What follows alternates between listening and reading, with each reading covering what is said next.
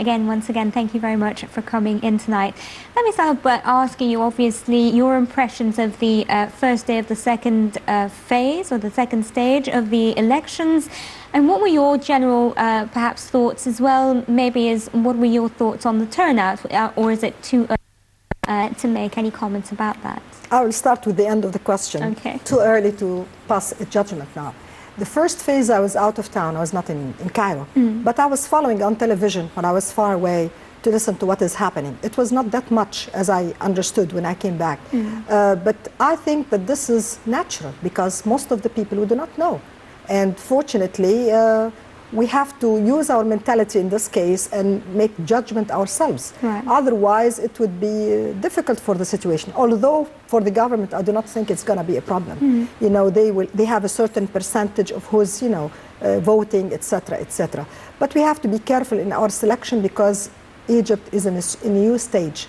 And this is the difficult turning point in our history. Right. This is what I can say for the time being. Who do you blame, though, for, you said a lot of people are new. I mean, when you say that people are new, some people said before they had enough of seeing certain faces running for as MPs. And then some people said we want new blood, and then when the new blood came, they said, well, we don't know these people. Who's to blame for the misinformation or the lack of information between the candidate and the voter? Yeah, well, it's very well known worldwide that if you have somebody who is new, we have to present that person. Right. Whether this is media or they have to have a campaign like what is happening in the rest of the world, this is a problem, seriously. You do not depend on the people to judge for themselves. The point is the media should have done a role here. And the people who are voting for themselves, they should have more efforts. I mean, they can talk in some clubs here, they can talk to the people, they can pass some papers here and there, but they have to have certain information so I can elect. I mean, from our judgment, there are certain people that we're sure not to elect for every person. I'm not talking personally here. But besides that, new faces, how can I judge? How can I tell whether this person is successful in his job or not, whether he's loyal to Egypt or not? You know, have to quote that. I mean, this is very important.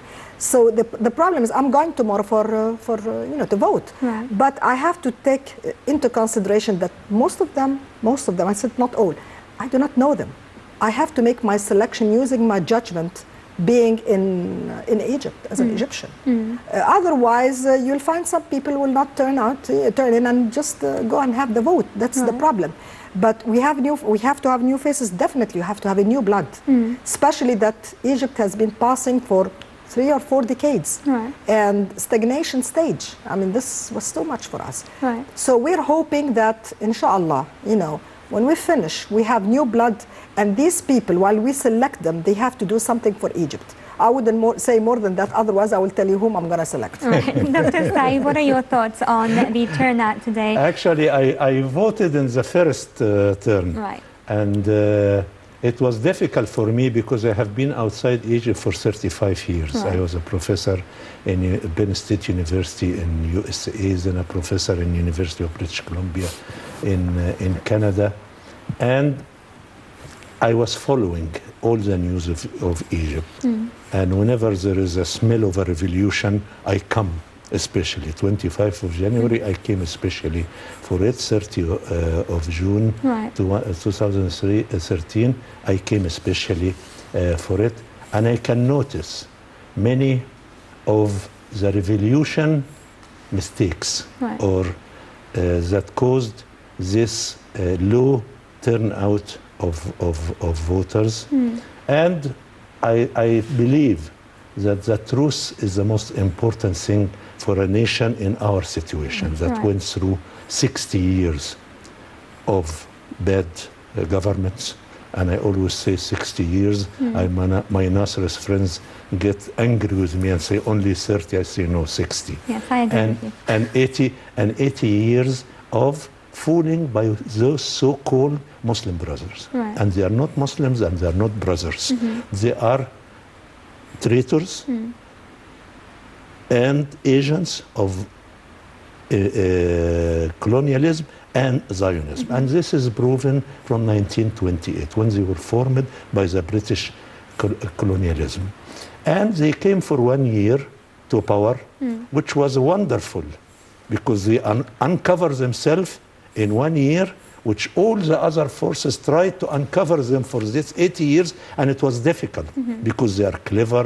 They give you rice and sugar and butter and all these things coming from the Gulf states. And I have lots of question marks about all the Gulf states, not only one of them or two, not Qatar and Turkey and things like that. No, I have question marks about all of them, and the role and the relation with colonialism and Zionism is very strong. Going to election was very difficult, especially for somebody who lived a long time abroad and don't follow the people.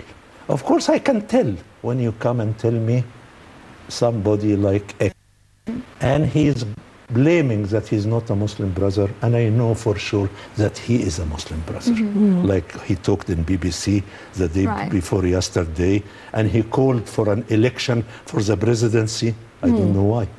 We are angry and we criticize many things, but not President Sisi. President Sisi, 97 people voted for him, and he's doing very well in most of most of the things. If I want to criticize President Sisi, this is right. There is no problem in saying the. But I have to realize in whom I'm criticizing him, for whom's benefit.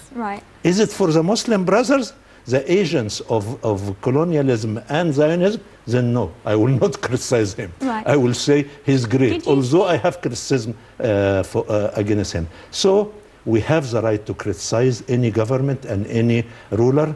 We have the right to see the black and the white parts, but we have to know that what we are doing is for the benefit of the Egyptian people, not for the benefit for people who are calling the 30th of June a military coup.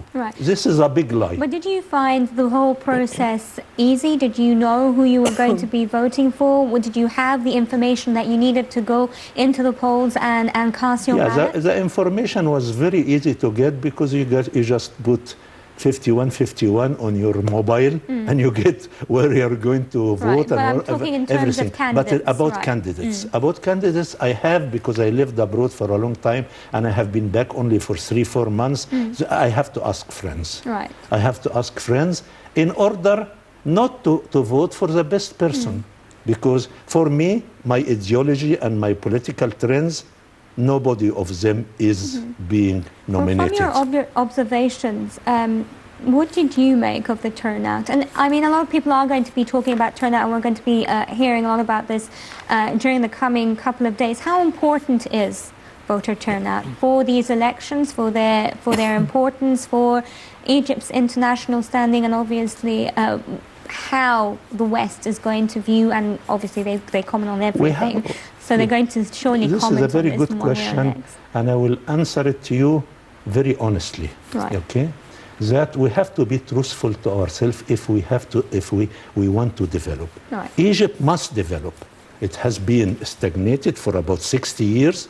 We have the so-called Muslim brothers, and they are neither Muslim nor brother, sitting beside us and hitting us and claiming things and calling the Zionist monkeys. And then as soon as they came to power, Morsi was sending to Perez love letters, not just good letters, love letters. Dear, you know, Perez, what are you doing? Things like that. So we have been through difficult time, and we are still through this difficult time. Why?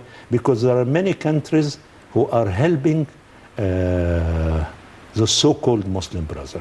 Qatar, Turkey, and behind them some other countries that I don't want to mention, because our country is a bit careful about the relation with these countries, but they will see very soon that they are our enemies, and they are playing with the big enemies, which is the United States, you know, and United States and Israel. These are, I call it the Zionist entity. I don't call it Israel. Well, if you'll allow me, I need to speak to our colleague Naveen Abdurrahman. She joins us now from El Mansoura.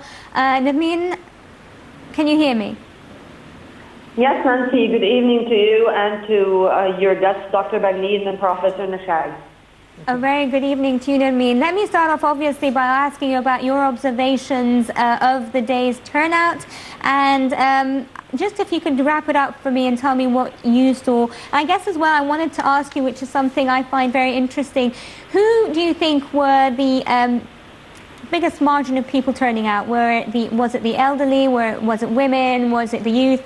What can you tell us about that? Let me, as you said, Nancy, to give you just a summary of the day, to summarize in points what happened today.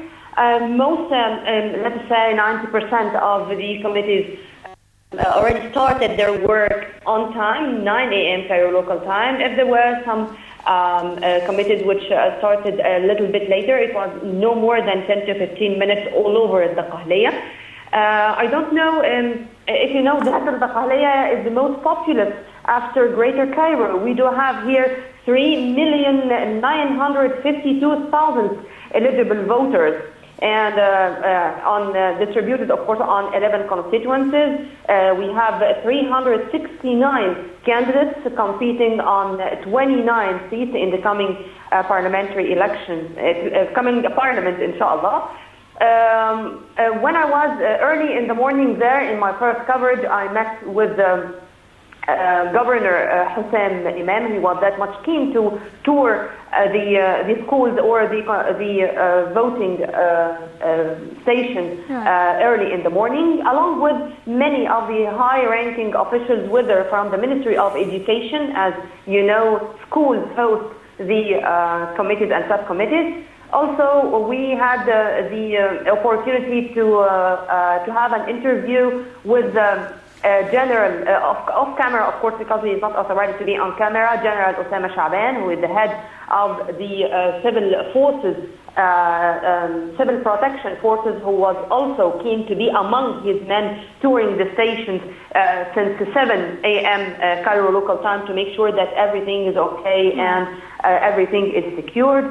Along the day, there were minor irregularities, if I may say so, just with vans covered with the photos of some of the candidates. It was announced by the Ministry of Health that 136 ambulances were there ready and distributed all over the Qahliya for any accident or casualty or whatever. And since we have mentioned that, only one case happened with a counselor, with a judge who was supervising the subcommittee number 101. It was in El Gomhuriya school in Aga. Aga is a city affiliated to the Qahliya governorate. The counselor Ahmed Omar was replaced by Counselor Mahmoud Salama upon the instructions of the head of Al Mansoura Court, Counselor Abdel Hamid Hamam. Any more questions? Yes, I just wanted to know, who did you, obviously from your observations throughout the day, who did you think turned out the most to cast their ballots? Was it the youth? Was it women, perhaps? What can you tell us about who turned out to vote? Women are the phenomena of this period, I think. Right. I mean, whenever it comes to elections, whenever it comes even to, I'm sorry to say that, the political awareness, women are on top of the agenda. And tell you something, Nancy, it's not only in the urban areas. Right. I mean, whenever you are talking about the countryside or the villages around Mansoura, you would find also women on top of the awareness of practicing the political rights we have. Right. Yeah. Well, I thank you very much, Nermeen, for that roundup. Nermeen Abdurrahman. Do you want to say anything else? Okay, thank you very much, Nermeen Abdurrahman from Mansoura. I'll come back to you, Dr. Magda. The women turning out. First phase, that was the same thing. The highest turnout was of women, female voters, and again, this is the case, as Nermeen said. Why is this the case? Why do you think that is? I think women are suffering more because they have the children, they have their work, they have the home, and they wanted to see advancement in the country. They might be listening to some of the talks here with or against, but actually they are very practical, and I am insisting on the word practical, meaning that I want to save Egypt. I would go for it, period. And that's the idea. This is how I see it. Personally, I'm going myself. Right. Although, you know, sometimes you hear people say, why should we go? We know that the results will not turn out to be good. Why should we go? I mean, if you had a message to tell everyone, why should people turn up Because tomorrow? I'm Egyptian, number one. I want to save Egypt, number two. I love my country, number three. And I can list. Right. I mean, I have to have an eye on Egypt, especially with the situation of what is happening around us. I mean, every day you hear a story, all of them are trying to put Egypt down. I mean, with this story, I have to be very careful, especially people living abroad. They can see the picture maybe more clearly, sir. And you just move outside Egypt and you know how much we have to thank God that we are where we are right now. Of course, we do have problems. Nobody would say, I mean, I was coming, you know, people are complaining, but we are always complaining. But a complaint is different from another. Complaining about living is not like complaining about we don't have a land, we don't have a place to go, and the danger is all around us. Right. So how important is the amount of turnout that we see, the voter turnout that we see, and will it have an effect on how the West analyzes and views the legitimacy, if you will, the importance of these parliamentary Beautiful question. That's a beautiful question. You know why? Because if you want to judge any advancement of any country, see how much woman is doing. Right. What is she doing? If she's on the picture, we're doing fine. If we are behind, like 3 years or 2 years ago, I mean, we're so far away from even the word civilization. Right. So if we are in, then something is happening in Egypt. Now, for the others, they will catch up. I mean, we have to do something. I mean, not everybody would say, I don't care. If you don't care, then we all sink. Right. It's the same ship. We're on the same boat. Right. I think of it this way. Right. Well, let me ask you a little bit as well about the media's coverage. I mean, we've... Catastrophic, period. Locally or internationally? Both. Right. Tell me a little bit about your thoughts on that. Well, I mean, here, I'm not seeing that much. I see, I mean, you were talking about how people are turning, you know, out to see, going here and there. And I see programs, talk shows, all of them talk about the same topic. I need information, something to help me a step forward. You know, this is what I mean. I need information in order to feed my mind to see how can I calculate, how can I see the future. This is very important. As for the Western media, I will leave that to God. Yes. I mean, yes, I mean, they have a plan apparently, and it's not good to see Egypt is progressing because number one, number two, number three, okay? So I don't have to talk about something which is almost known to the people. And people, if they are listening to us outside this country, they know what I'm talking about. I'll tell you what, look, go to the Facebook. Now, this is something I'm going to do myself. Maybe, sir, you can do it yourself. I did. Now, go and see all your foreign friends. See what do they write about us in their social media. Look at the comics. Look at the pictures. Look at the jokes. Oh, my God. It's all filled with love, hate messages. But I can understand. From our part, we're not doing anything to explain anything. We are talking to ourselves. We need to be much more stronger in that. Media is power. Why do we... I mean, obviously, and we've seen this a lot since the June 30th revolution. There was always this sentiment, you know, that we have to do more. The media has to do more. Egypt needs to do more. It's doing, but not more, but not in the right direction. I want, if you'll allow me to continue with the thought, is that there was always this issue that we weren't addressing the West. Yes, as you mentioned, we were talking amongst ourselves, but that we weren't addressing the West, and then nothing really concrete has been done about it. Why do you think that is? We need to send people outside this country to talk. We need to have But then more... that's not media, though. That's diplomacy. Diplomacy and media. I mean, you have to have time slot in international... But they might not allow you, by the way. But we need to go outside this country and to expose and talk about what is happening to us. We have to write. Social media. You have to write to your friends. I mean, for instance, whenever I have something that we talk about here, I put it on my Facebook. And I know that my friends outside this country will share it. And they say, Magda said so-and-so. I feel very happy because you're doing something. At least you're moving something. And when I said the media is lying outside this country, and I do not want to mention, I can, but I do not want to put myself in headache, they say, Amen. Wallahi, they say Amen. Because they understand. I mean, they have agenda. And they have their own sayings. I mean, you're not going to spoil what they have in mind in order to picture you or frame you in a certain picture. So if I say Egypt is, and they do not think this way, look at what happened to Sharm el-Sheikh. Right. That's a clear example. We don't have to explain. Now talk to the man in the street. Talk to the people working in Sharm el-Sheikh. See how much they were suffering. It's enough. I mean, they understand, we understand. But we have to move on. Moving on, if the media is not doing a job, we as Egyptian citizens should do something. Now you have, today, the media does not belong to the big institutions. Right. You can become a journalist yourself. You can have the message yourself. Right, sir? Yes. We Yes. have to do something. Right. We have to do something ourselves. Okay. We have to initiate something. Right. Something and like that. Dr. Said, your impressions of the media's coverage, be it locally or internationally, of the parliamentary elections? Yes, besides supporting very strongly the talk of Dr. Magda, I think, to be truthful and frank, the election turnout is funny a little bit. Right. I have been in the first round to the media, and I saw in the TV the committees and the different. Sir, was it in things. Egypt? I'm sorry to No, disturb please go you. Was it in Egypt, the election? Was it in Cairo? Yes. Or I was outside there. Cairo? I was 6th of October city where I live. Okay. Where am I? Okay. I was just thinking maybe far away or something. No. I looked at everything. I went when I felt that there is something wrong. Right. I felt like visiting many of the committees. Right. Besides going to the TV and watching many of the pictures before the certain TV station got the orders what to do. Okay? Because we want to be truthful. We have done so many mistakes in these 60 years that took us to 1967 disaster and took us to Sadat, whatever you call it, and took us to Mubarak and things like that. We have to be truthful. Right.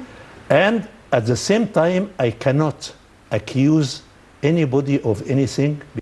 I'm a chemical engineer, a professor of chemical engineering, but my specialization is mathematical modeling. Right. So I have to have something to calculate and say, this 26% turnout, from what I have seen, and seeing is not enough for me to prove. But what I've seen is impossible. Right. Right. And claiming that this 26% is the usual around the world is not true. Right. Just few weeks after our election, there was some country, I think Tunis or something, there was 80%. Right. So this turnout is very weak. Well, I'll ask you what you attribute that to, but let me speak to Linda Abdulatif. She joins us from Port Said. Linda, a very good evening to you.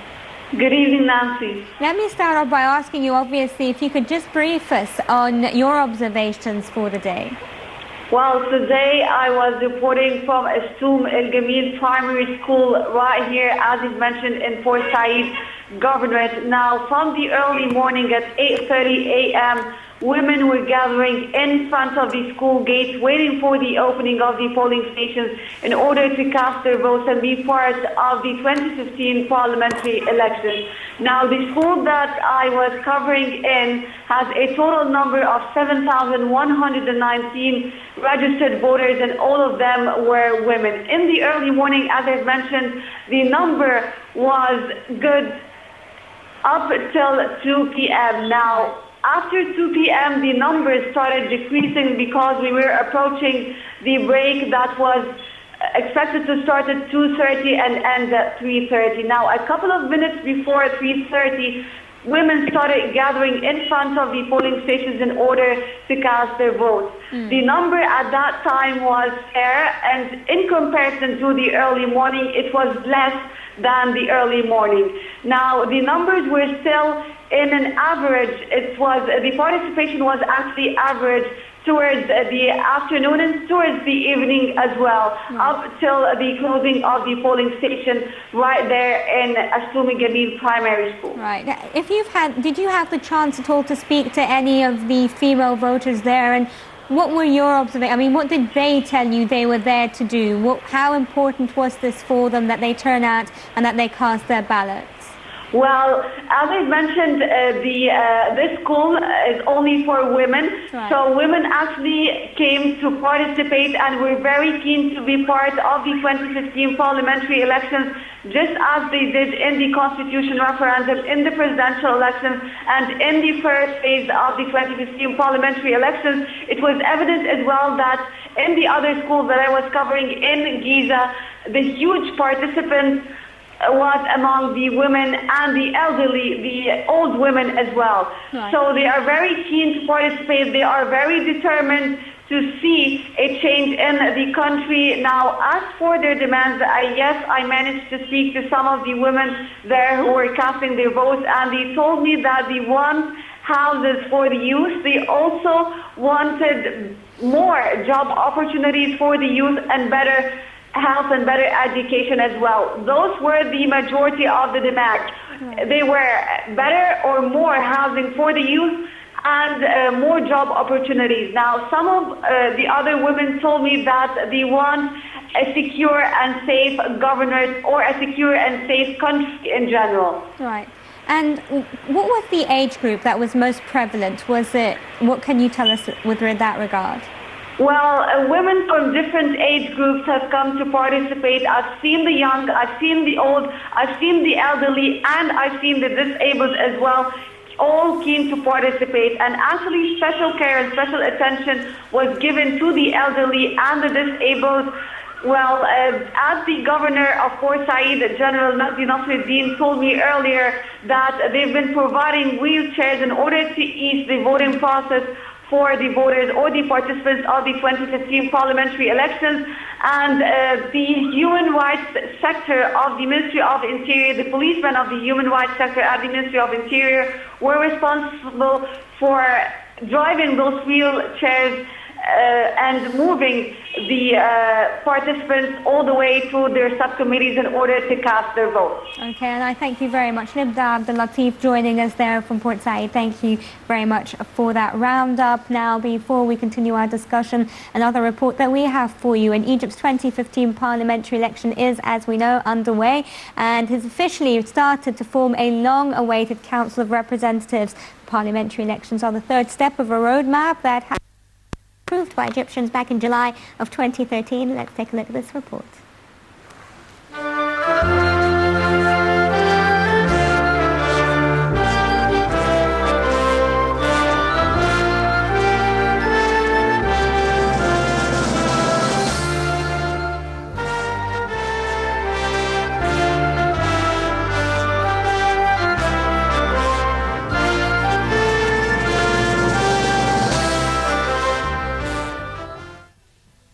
Egypt's 2015 parliament is taking shape as elections officially get underway to form a long-awaited Council of Representatives.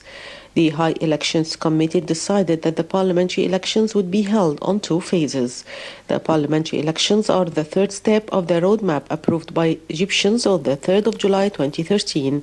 Egypt's future roadmap included preparing a new constitution for the country, which was approved in January 2013, and holding the presidential elections in June 2014 and the parliamentary elections on October 17th to 18th, 2015. The elected parliament will be entrusted with the task of reviewing the laws that were passed while a parliament was not in session. The parliament will be made of 596 seats, with 448 seats elected through the individual candidacy system, 120 elected through winner-take-all party lists, with quotas for youth, women, Christians and workers, and 28 selected by the president.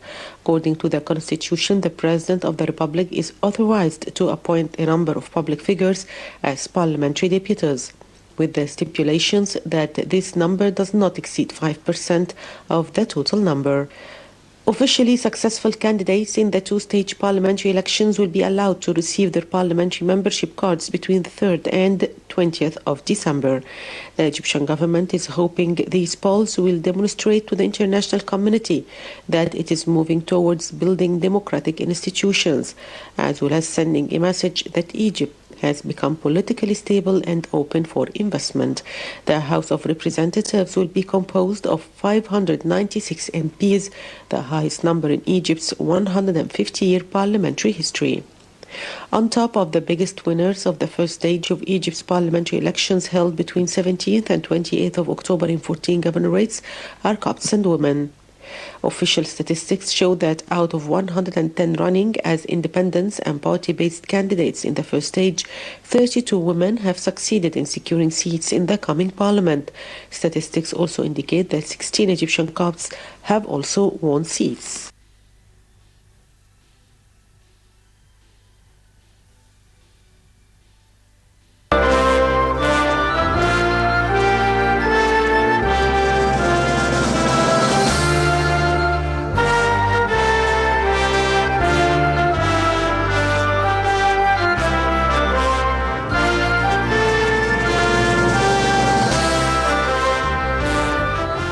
Welcome back, everyone. Dr. Magda, let me come back to you. And obviously, again, we're seeing more female or women participating as candidates in these particular parliamentary elections. What do you think of that? What does that indicate as well? Because we've seen in the first phase that a number of women have actually won seats in the parliament. I hope they have enough votes and existence that would be obvious not to Egypt only but to the rest of the world. If something like that would happen, I think we will change. Right. And do you think we can attribute this, their gains in Parliament, especially during the first phase, to the Constitution? I have no idea about that. Right. I'm not sure. Right. I think that she would go from her own initiative. Right. She wants to do something for Egypt and she's going on her own initiative. Otherwise, they would have abstained. But I think she wants to take a role. And as you see in the cabinet itself, you see very active women now, right, whether being elected or they nominated themselves. But I think they're young Egyptian women are trying to do their best and outspoken. If they talk, they know what they're talking about. In fact, I see that this is something which is very honoring. When the parliament is finally formed, what do you think should top their agenda? Oh my God. You haven't thought that Oh my far? God, that's too much. No, we have too many problems that we have to think about. Right. I mean, maybe we have to talk about everything. Right. How about that? But what would you give? I mean, there's always the question of healthcare, education. Education. Right. Education, health, food stuff, irrigation, national security. People who hate Egypt should stop. Should stop hating us. Right. It's time. What do you think, if I come back to you, Dr. Said, what do you think the parliament is going to look like? A lot of people say that it's going to be very mosaic-ish, if you will, with a lot of different people from a lot of different walks of life and a lot of different political ideologies. Do you think that that is going to be the makeup of the next parliament? Yeah, I have to emphasize first what we both said before, that the turnout was low. Okay. Although President Sisi asked people to go to the election. Right. And the Egyptian people, since Ramses, you know, they like their president and they obey their president. Let's go beyond that to see what the parliament is going to we look just like. wanted to make this as a point in order to realize that this parliament, with its mosaic kind of structure, does not really represent the Egyptian people. Right. They have to do lots of effort as individual and as parties and as groups to really represent the Egyptian people, because Egypt has lots of challenges. Right. Egypt has terrorism. And terrorism now, after Paris, is challenging the whole world. Right. And when we talk about colonialists and old colonialists and new colonialists and their allies in the area and things like that, they're all trying to hit us by terrorism. Right. And we have to be very strong in that and don't trust anybody regarding this, and to make the right alliances. Right. When President Sisi started to go to Putin and discuss with Putin and come back from Putin, changing his ideas about Yemen and about Syria and about these things, I felt very optimistic. Right. I don't like Putin very much. He's not my friend or anything. But it's in the but. But it is going away from the colonialist. Right. The colonialists So want to eat, to drink our blood as they usually done. Right. Egypt, after this 60 year 60 years of failure started to wake up. Right. So if you would, if we have an agenda, or if you as an Egyptian citizen would ask the parliament to deal with certain issues at the top of their agenda, what would you ask them to deal with? I will ask them to do the classical four pillars, which is democracy. If there is any lack of democracy, like the West is claiming, right, you know, you have to solve these problems. If there is really those thousands of young people of the revolution are in prison, either prove that they are not, or release them. Right. Don't release the Zionists, the Muslim brothers. Okay, right. Release those. Right. Second is economics. You have to build economics. And when they talk about small and small industries, this is not bad. But no country like us develop except on heavy, developed, advanced industries. Right. If we don't do that, we are not doing anything. Third is health and education. Health and education is a must. If I was, my last 3 years abroad, I left the United States and went to Malaysia. I was a professor at the University of Malaysia. I can see what Mahathir Mohamad have done in Malaysia, right, when he has pushed or pumped a lots of money into education and research. We haven't done that, and it doesn't seem that we are doing that yet. Right. Okay? Then national security. Anybody who believes that the Zionist entity is a friend is a fool. Okay? They are not. They are not a friend of anybody. They're only friend of people who are supplying them with money and arms to kill us. Right. This is the only thing. And if we don't have these four pillars, then we are not doing anything, and we are not advanced anywhere, and we are going backward. Right. Do you think that the actual fact that we have completed the transitional roadmap and that we've now completed all the pillars of it, and we have a parliament, will that affect the economy and also the flow of investments and foreign interest, if you will, in the Egyptian economy? Yeah, of course, but I have to correct something. This concentration on investment is not the right one. Right. The right one is our own industry and our own economy. Human resources as well. Our own resources. Right. Egypt is very rich in resources. Most of the countries in the world which developed under sanctions, Right. like Iran. Right. Iran developed very well. Right. People say we don't like them, they are Shia, they are said. I say this is nonsense. Show us what they have done and what we have done. Okay, I need to, before we wrap it up, I need to go over to Reha Morsi. Today she was reporting from the Shobra district of Cairo. Reha. Good evening, Nan. Very good evening to you. Again, if you could just, as you did earlier, just brief me on your observations for today.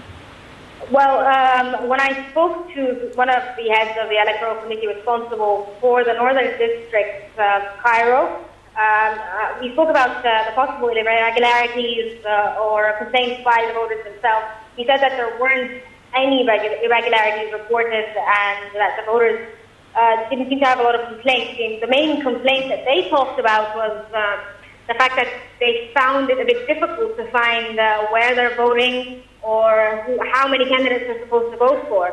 In Shubra district itself, there's Shubra and Mudin Farad, there's about 34 candidates running for 2 parliamentary seats, individual seats, in addition to obviously the party lists that are across the Cairo governorate that they're voting for. The approximate number of voters that went and voted today is approximately 16 to 18%. I asked in several schools, and that's approximately the number of voters that have gone to vote today. Okay, and I thank you very much, Reha. Unfortunately, I have run out of time, so I'm going to have to wrap it up there. Reha Morsi, who was reporting from Shubra. Polls have now closed across the nation. They will open again tomorrow from 9 a.m. to 9 p.m. Allow me to thank my guests here tonight, Dr. Magda Bagni, Professor of Media. Thank you very much for coming in tonight, and Dr. Zaid Al-Nashai, Professor at the University of British Columbia in Canada. Thank you very much for your time. Up next here on Nile TV International, it's Top Stories. Do stay tuned. Thank you very much. Thank you.